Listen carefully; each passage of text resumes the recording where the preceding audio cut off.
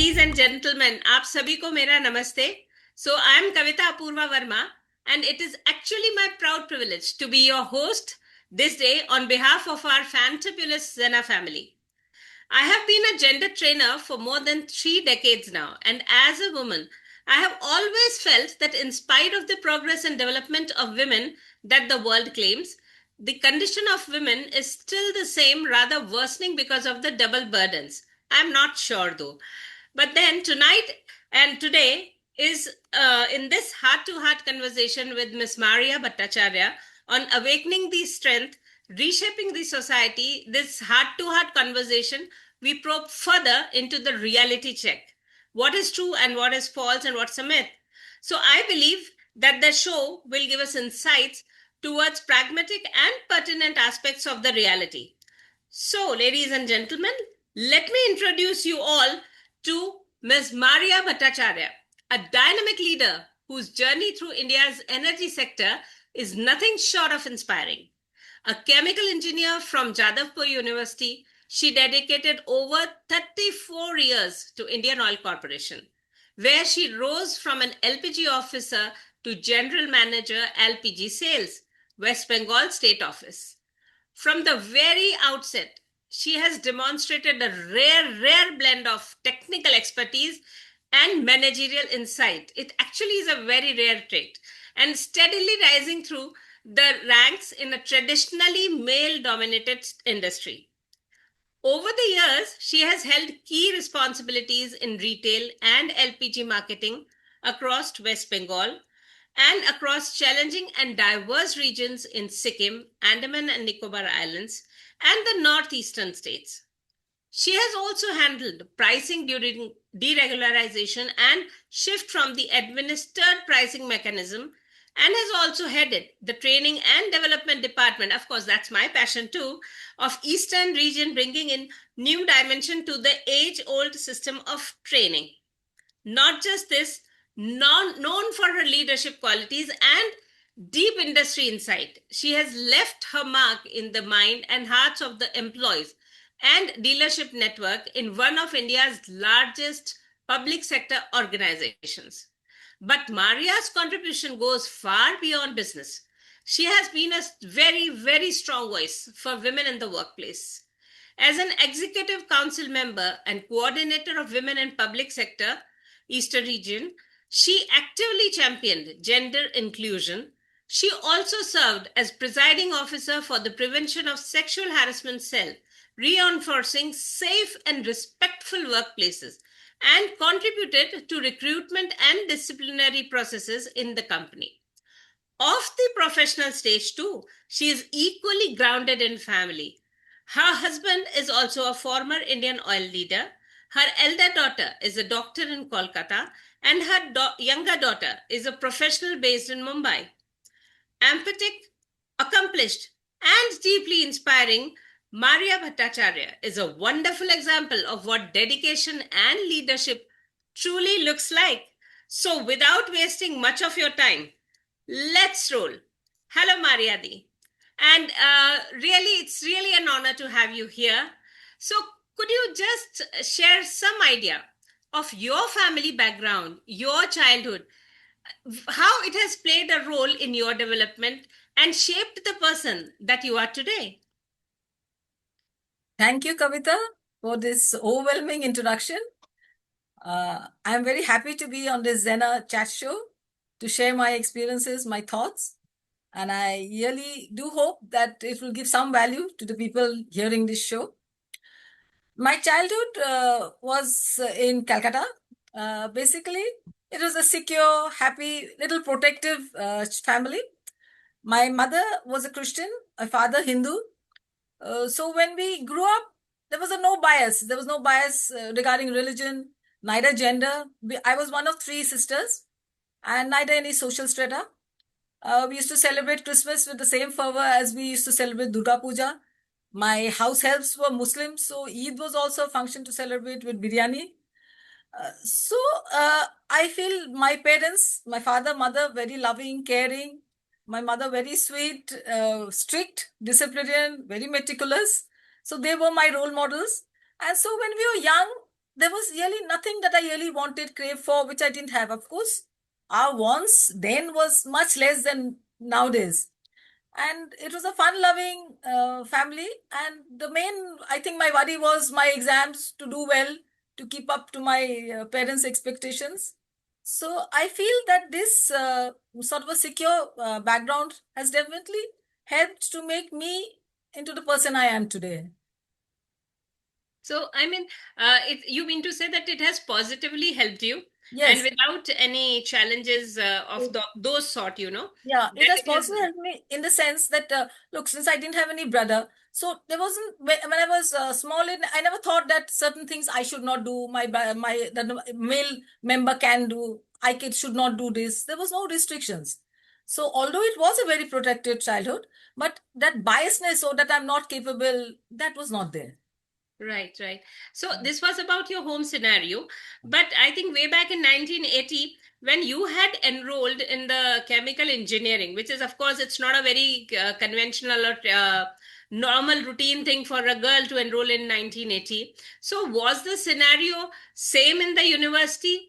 And there were not many girls at that time who were taking up engineering as a profession. Like today, every girl almost enters into an engineering field, although not the conventional ones, but still. So, was it the same scenario outside? Uh, yes, you're very right. Look, from a all-girl convent educational school, again all-girl college, when I entered Jadavpur University, it was like a little shock. So it took some time to adjust. We were six girls among a batch of, I think, 60 to 70 total boys. But during my journey there, I didn't face any discrimination. Like the teachers, the professors, all were very helpful. It is not that they looked down upon us and they asked us, I mean, what are you all doing here? So it was comfortable. Of course, maybe in the mechanical labs, I felt a bit more physical strength would have been better. But as I said, it was nothing discriminating. Presently, the percentage of girls are far more. It's over 30, over 50, in fact, in some departments, architecture and departments like that. So I would say that chemical engineering at that time, it was a choice. I got into the joint. Everyone said, you got into the joint. Why aren't you joining? My first love originally was physics honors. But since it seemed a professional line, so I took it.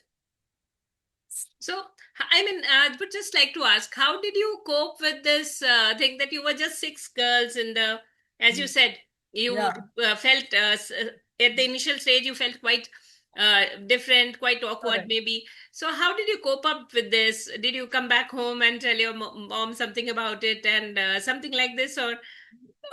Initially, of course, I came home and I felt like why should I have to go back? But I think after a few, say a week or so, it became comfortable. We got to know the people. It was good fun and it's memorable. I think that journey really strengthened me. Mane, I was in a very protective background before that.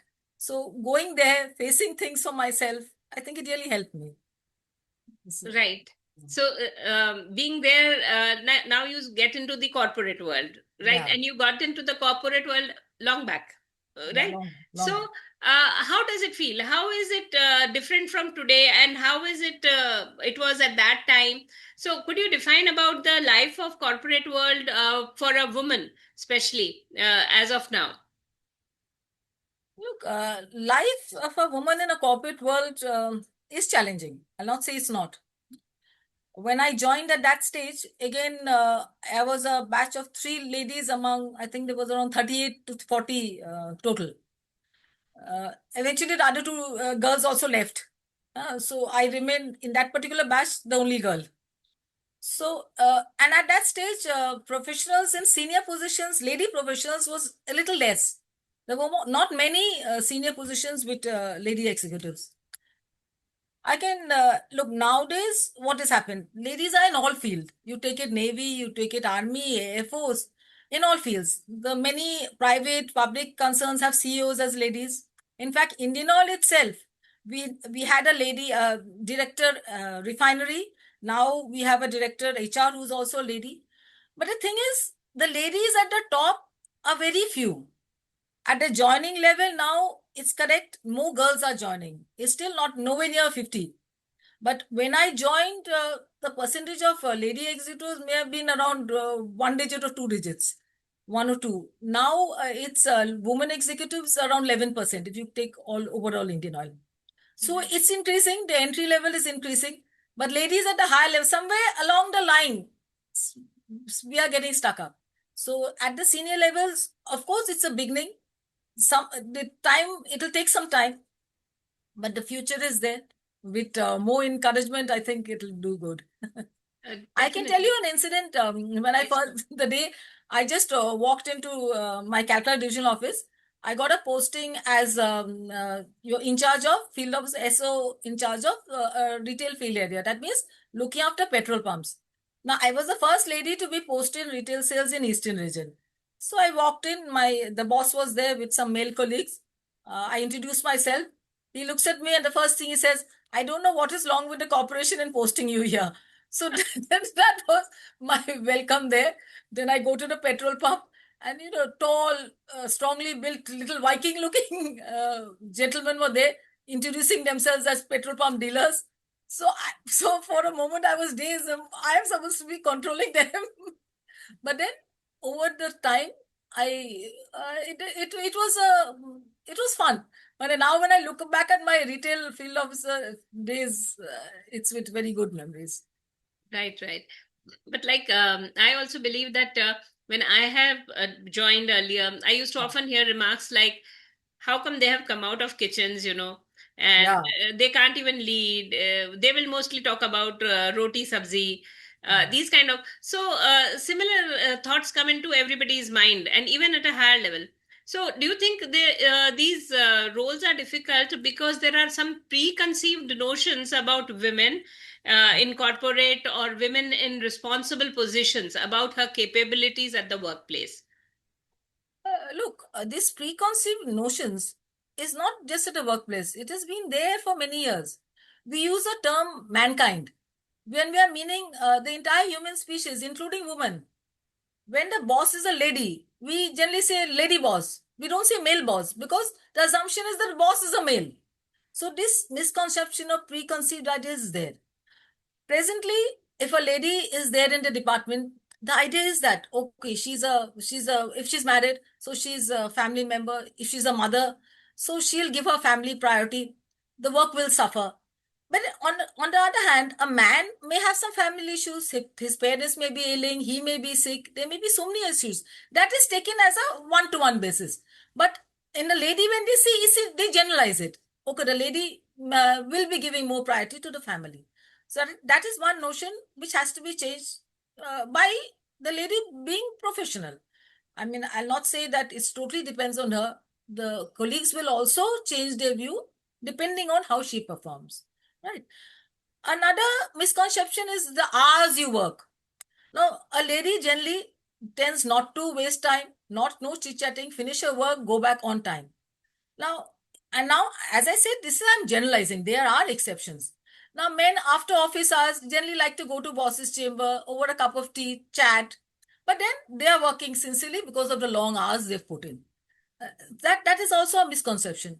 Another thing is, oh, she's physically smaller, weaker. She'll not be able to manage. Like my daughter, she's a small petty thing who's a doctor. She tells me stories of patients coming, especially elderly gentlemen. He says comes to the ICU. She's in ICU, and okay, I take care of him. He's a little comfortable. Then he tells her, "Okay, ma, এখন তো ভালো আছি. I'm feeling okay now. But doctor বাবু কবে আসবেন? মানে when is the doctor going to come to see me? Assuming that she's the nurse there. Absolutely. So that idea that you're small, petite, you're weak, you will not be able to manage the labor force, you'll not be able to manage the male colleagues. The idea is there. And another thing is the fact that a lady worker feels that she has to manage the work, she has to manage a house on herself. Now, the maybe the in-laws, everyone also expected. But the sad part is the lady herself will also feel that no, I'm very guilty if I cannot do it. Sometimes she doesn't even ask for help. A friend of mine said that all these years I've been working, doing everything myself, being overstressed. But now I realize that had I asked my husband that can you help me, now I feel he would have. So, Definitely.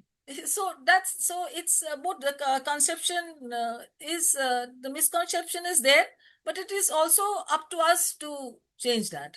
And definitely, we also bear Yeah, that burden of, I have to be exactly. perfect. I I have to have be to be perfect. Yes. this I kind have of to a have good a perfectly housewife. clean house. I have to have perfectly Yes. good children. That is it. Yes, and I have to be the best in every course that Yes. I carry out. So that is a Yes. preconceived notion that we ourselves also have, which Exactly. keeps us back. Yes. So then another thing is that often when it comes to leadership, it is often considered that males are better leaders. Whereas if I am given a chance, I would say that there are some inherent qualities or abilities of a woman of handling multiple forums, multiple forte, that she tends to develop them naturally. So, what is your take on that? Do you think that the males are better leaders or the females are better leaders, or is it that anybody can be a good leader? What is your take on that? Look, women have a unique style of leadership. I would say yes, definitely anyone can become a leader based on how much attention he puts into it and his inherent qualities. But I feel a woman, a homemaker, I mean, not a homemaker, a person who is in a family, who is a mother, there are certain qualities that she gets inculcates automatically. For example, when you're holding a newborn, your baby, first, apart from or at the kid, at the child, you feel the responsibility. For the first time, you feel that that person is depending on you. So this feeling of responsibility gets translated to the workplace. I used to feel that my dealers are my dealers. I had to, okay, they were faulty, they were wrong, but they were mine. So I had to develop them. That feeling of responsibility comes. That is one. Then multitasking is there. At home, you're getting the kid ready, shouting instructions at the maid, listening, waiting for the pressure cooker whistle to go. So women are used to multitasking. So in the office, when you're sitting with your files, someone calls you, then two customers come into the chamber. You're capable of just gesturing, tell them to sit, as well as attending the phone. So you don't get flustered. That a woman, I feel, more or less naturally gets.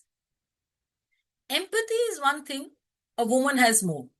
Look, empathy basically is the feeling, it's not a sympathy that you're sad for someone, it's feeling the other person's emotions. So, that a woman, I feel, in general, again, there are also always exceptions. So, that I feel empowers the woman to understand who she's dealing with. And it's very important for the leader to understand that. That is a very important trait. Then, if we come to communication, I think housewives and mothers are very good at it because starting from the shopping list you're going to give your husband. Now we know you have to very specify how much quantity, what size it should be. Oh, you'll get the wrong items. Then my a child, my daughter was very bad at maths. So statement sums, she should never write the statements. So once frustrated, I told her, look, if you can't write the statements, it's better not to do the sum. She comes back for the maths exam saying, I know this answer, I knew the answer, but I didn't do it. I said, why? He said, you told me not to write the statements. If I didn't know the statements, don't do the sum. So then I realized that communication is something very important. What you're trying to say and what the person is understanding. So I feel women can be better communicators. Now, if you talk about a leader, a good leader, it's the strategic planning. Now, strategic planning cooperative is one, but a lady is doing that every day. And the earlier day, you're thinking what is going to be the menu next day. If the maid doesn't come, what is the backup plan? My daughter's got a project she has to give after 7 days. She's got an exam in 3 days. So should she study the exam first or should she do the project first? There are so many things which we are automatically doing. So when a meeting comes, the lady is more careful of, okay, if there's a candle lighting is there, I'll have the matches ready, I'll have the candle ready, I'll have an extra matches, I'll have an extra candle. I'm saying small things, anything. The planning True. to make an event successful, that planning is always there. Now, Absolutely. if you come to crisis handling, so I think a lady every day is going through suddenly Very toddler falling down, suddenly maid not coming. That is also a crisis. So a lady learns to be a little calmer when faced with a sudden crisis, not to react immediately. true. Take time, think about it, and then react. like Absolutely. that. So I feel there are many qualities: ability to listen, ability to recognize the talent in people. There are, since when I was in training, then I really studied the in-house people. There was a lot to it which I said think a lady could build on. So basically, if we talk about all these traits that you were talking about the leadership, that is strategic thinking or good conversation and good communication skills, crisis management, all these things. So, as a good leader, how do you suggest that lady can actually develop all these inherent qualities or build up on these inherent qualities of being a good and respected leader? Like so that they can just break away from those taglines. I get you. They can't lead and all. So how do you suggest that they can improve upon them further to be a good and strong leader? Look, first I would say the lady herself should value herself. She should learn how valuable she is. You cannot expect that others will respect you if you don't respect yourself. So I feel first a lady should understand her value and be proud of that fact. Uh, Now, to be for your value, to understand your value, integrity is a very important thing. So that integrity factor, not only for ladies, for men also, if you want to respect yourself, the integrity factor is something you have to really keep in mind. A woman can develop on all these qualities basically by improving, I feel, her emotional quotient, what we call EQ. Look, IQ, all of us are very familiar with. It measures your memory power, your logical power, your problem solving ability. Emotional quotient enables a person to understand and recognize her own emotions, emotions in yourself, as well as the ability to understand that in others, and use this to manage your own behavior and, of course, others. If you are a strong, emotional, intelligent person, you make good decisions, you are under less stress, and relationships work out best. You There's a psychologist, Daniel Goleman. He said there were basically five pillars of emotional intelligence. One, self-awareness, self-regulation, motivation, empathy, and social skills. Now, self-awareness is something we should know. We should know what makes us happy, what makes us sad, what makes us angry. And we should know what is the effect of our emotions on others. Suppose you're busy, just going for a meeting, carrying files, your toddler bumps into and drops everything. First reaction, give him one slap or shout at him. Now, what happens if I do it? If I know that if I do that, he will howl and cry. I will have to wait 20 more minutes, make him quiet, then make him quiet enough for me to be able to leave. If not, if I knew that effect, if I just sat down and told him, "Oh, look, everything is spoiled. These people, the files are crying. Can you help me?" He may be helping you, and I can leave in 2 minutes. So it's important to know what is your effect of emotion. Self-regulation is important. Self-regulation. Look, anger is a negative emotion. Fine. Now it may be positive in some cases because people were not angry, then maybe the reforms and all wouldn't come. But you should show anger. You should not, I feel, lose your anger, lose your temper. Once you lose your temper, you say harmful things, and that increases the stress, it increases the time waste. So a lady should develop on these the motivating. Now, motivating you, if you wait for someone to motivate you, maybe you won't get it. You feel self motivate yourself. You bake a cake, you feel so happy. You draw up painting, you look at it and get the pleasure. So if you do a good job, if my digital outlet is selling well, be happy. My boss may or may not recognize it. At the end of the year, I may or may not get the promotion. But be happy that you made some difference. So I feel that a person should develop on herself also. The job knowledge should be there. Public speaking she should develop. And with all this, the behavior becomes professional at the workplace. Then no one can tell you anything that, okay, she's behaving unprofessionally. She's like a lady. She's like a girl, only crying. There are certain things, the workplace is a workplace. You can't actually bring your house to the workplace and show your emotions then. Absolutely, So absolutely. it's that much of. control or regulation you have to have.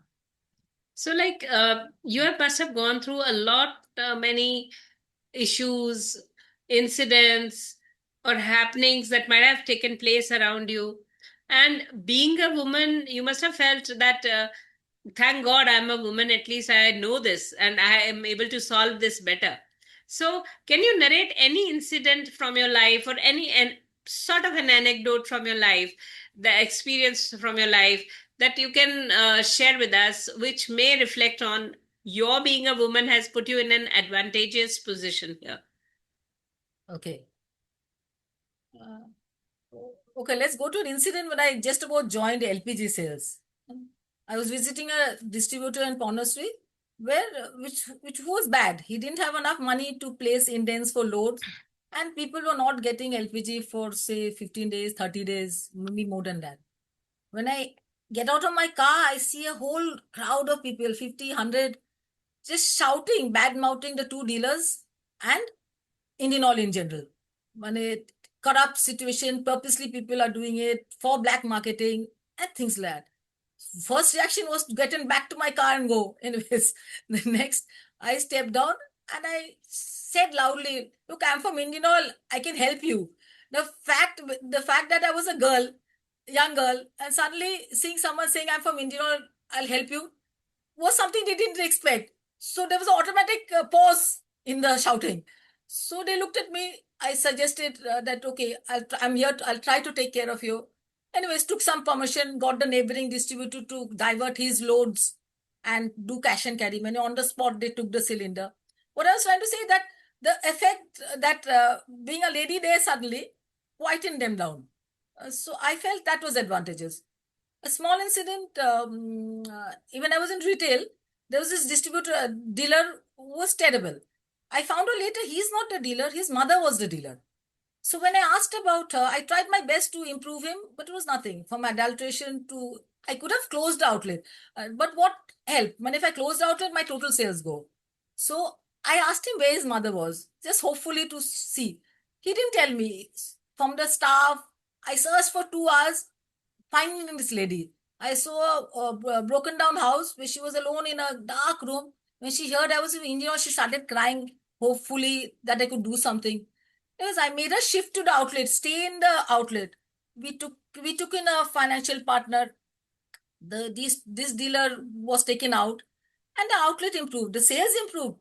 But what was interesting that the dealer found a new lease of life. That was my take. The fact being a woman, I could feel that this old lady had to have. So like that, there were quite a few incidents which are memorable. Very nice, very nice. Really well elucidated.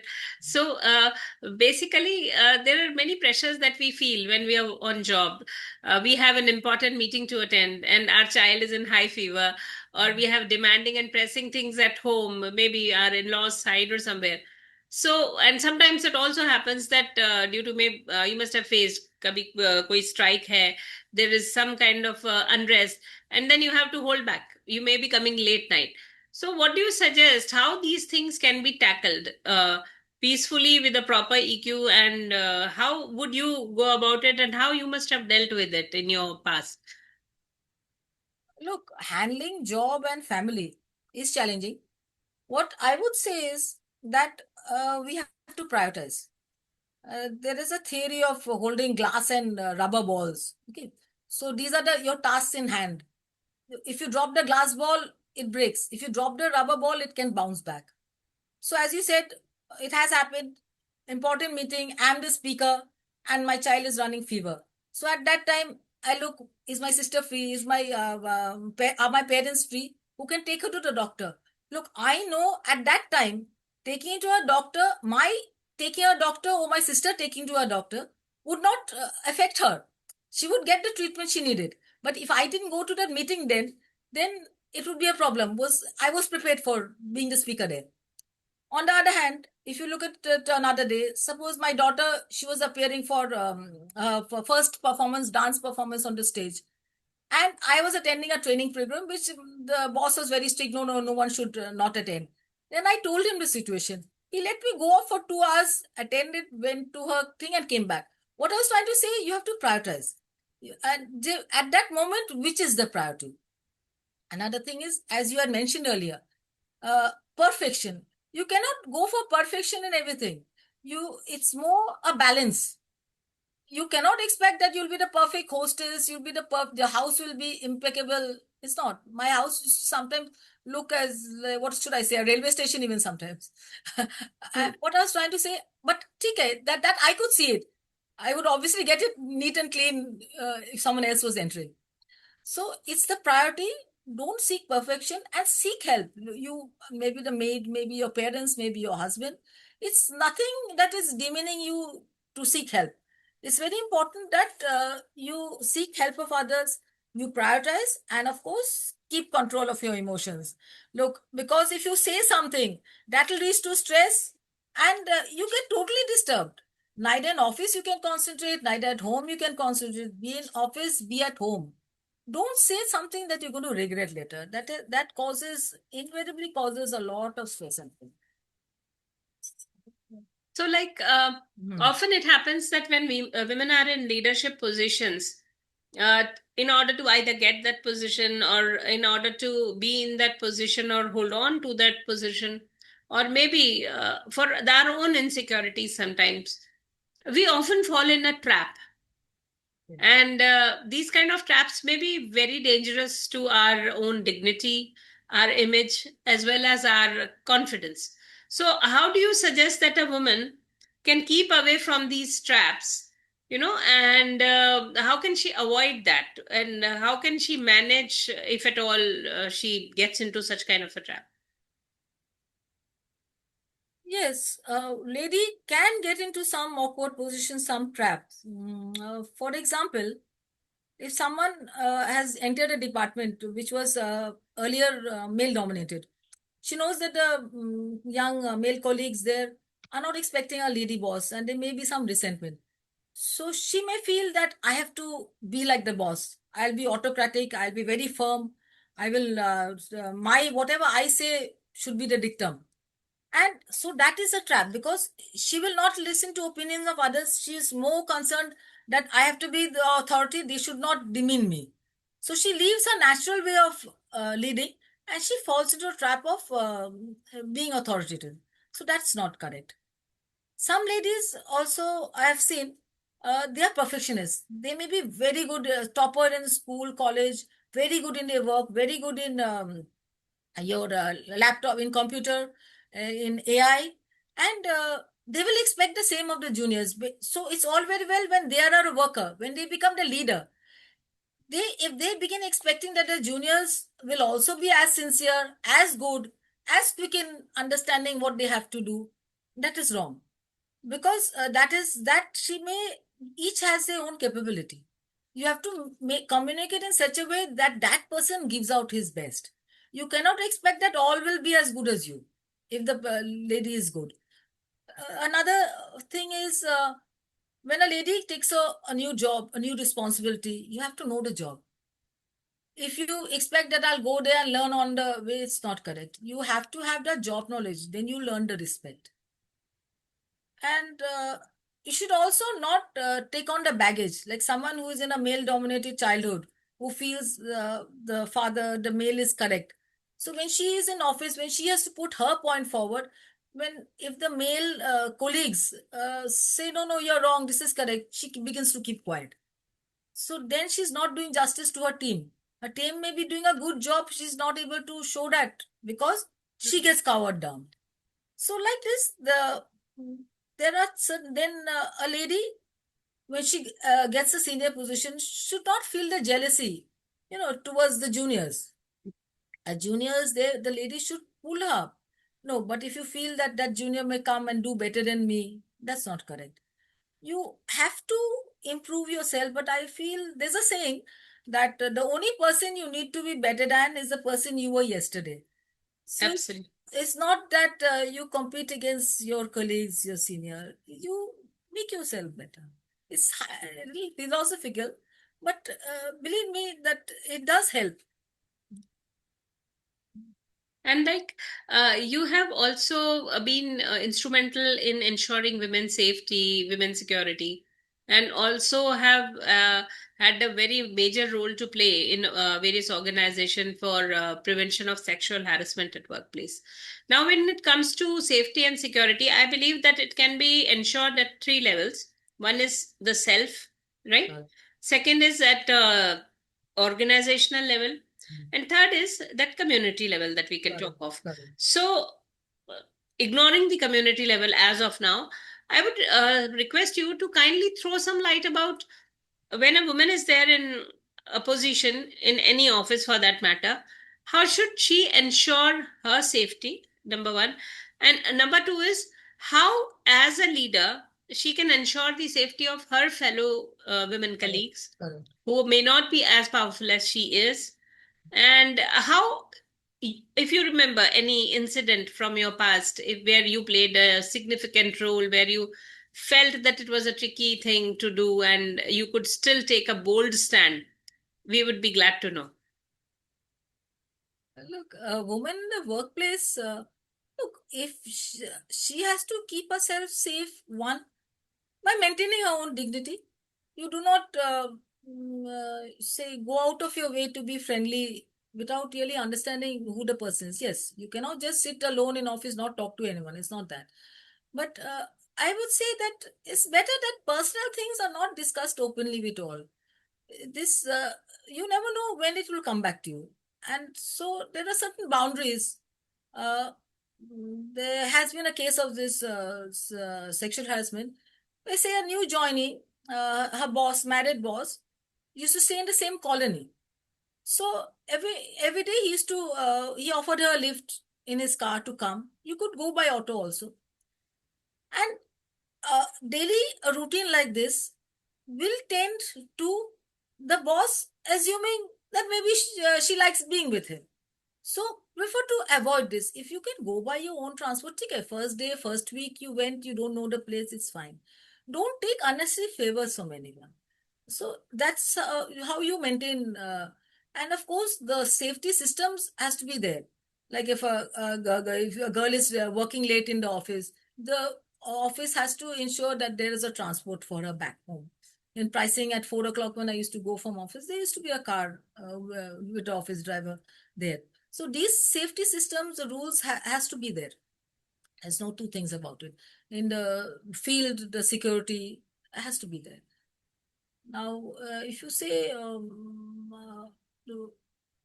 say when I was in training, these my junior two late girls used to be in the say in the resort where they used to have an outdoor training, where they had their job was to receive the all the participants, ensure that they check in, and then make the arrangements in the hall the next day when the trainer would come, and we would all go.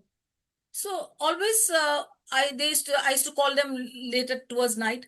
Everyone has checked in. They said the hall is okay. Now have you all also checked in home at your hotel when at your room? So unless they told me, SMS me, yes, we've also checked into our room.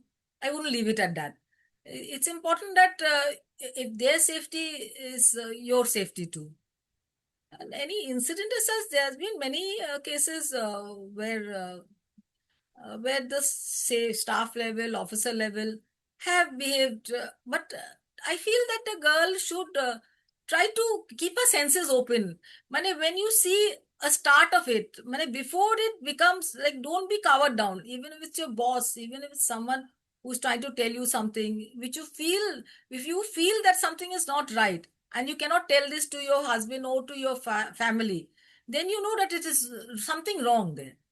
If you feel uncomfortable in a situation, react from it at the beginning. It's not that you get into a situation, a bad situation, and then it's difficult to come out. So this little bit of awareness, you have to be aware of your surroundings when you're going somewhere, be in the car, anywhere. So that there are normal safety norms.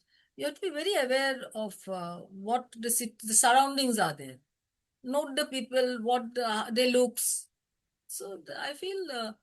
That will help. Now, women, I feel, play a very strong role in society in avoiding these. atrocities against women, suicides. Because look, any man, he is born to some woman, na? So this woman, at when he is a baby, when he is a toddler, from that stage you should instill in him the fact that he has to respect women, that he has to care for them, he has to protect them. You should not treat the daughter and give her something, a smaller portion, and give the son the better piece of the chicken. The child should know he's not the privileged sort. He is there equal as anyone, and it is, and he should learn how this respect. If every mother managed to do this, then at some stage society would benefit. And of course, mainly in the economically backward sector, the ladies, stay with their abusive, say, in-laws, husbands, because there's no way out. So that education, we can help the house help to understand she should educate her children. We can help them to understand that financially independence is something very important. If the son sees that the father is doing something and getting away with him, when he grows up, he'll feel it's his privilege. He can get away with anything with any girl. If that girl doesn't do what he is wanting, he can do anything. So, so at some stage, if everyone really tried to bring their child up to respect, some change should be there, and the girl child can dream and smile as she should be. Absolutely, absolutely. And how about,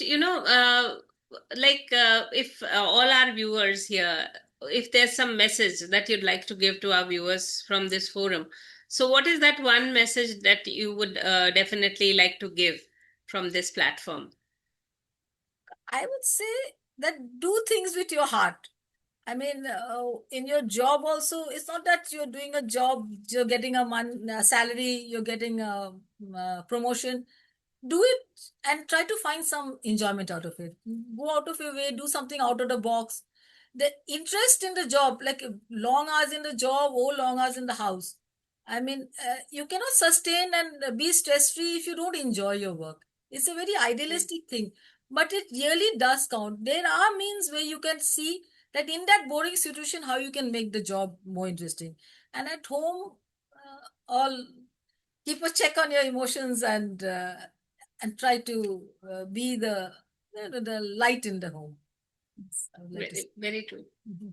That's really wonderful that we have really had a heart-to-heart conversation coming right from your heart, and it is very dear to me, the topic, the issues, Yeah, and you all being a these things. trainer, a long time trainer yourself. Yeah, Yes, yes. And I have also been on POSH committees as an external yeah. member too. So for me, these things make a lot of difference. And I would definitely would suggest our viewers to, imbibe some of the things from our talk today. If they can take it back, that is going to be wonderful.